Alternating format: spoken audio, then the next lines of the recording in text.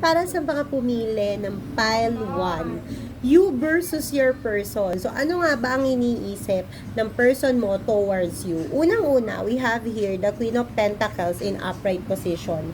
So, ibig sabihin nito, yung person mo ay naniniwala na you're a resourceful person, may nakikita kong fertility or possible na magkaroon kayo ng anak, or pwede din possible na nasa ibang bansa kayo or nasa ibang bansa siya. May domesticity akong nakikita towards this. But overall, nakikita ko dito, iniisip ng person mo na ikaw ay resourceful, matatag, kumbaga, hindi mo kailangan ng finances niya dahil kayang-kaya mong tumayo on your own.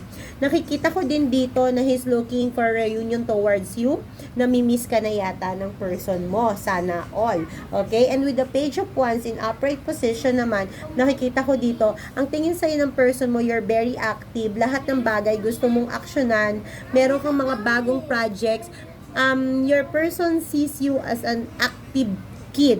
Ibig sabihin, ang daming gustong aksyonan, ang daming gustong gawin, at hindi ka niya doon pipigilan kahit na miss ka na niya.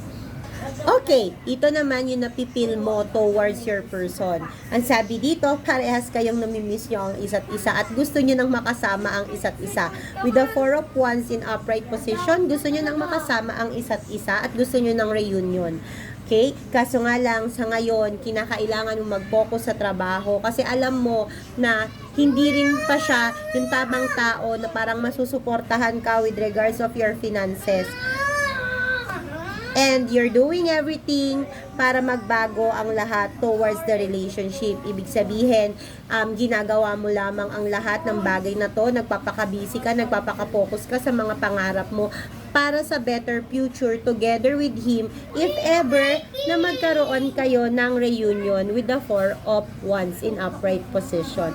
So sa nakikita ko sa relasyon nyo, the two of you is really pine-prepare nyo, or ikaw mismo, most likely ikaw mismo, pine-prepare mo yung sarili mo para if ever na you settle down with this person, ay stable ka na. Kasi ayaw mong umasa sa kanya.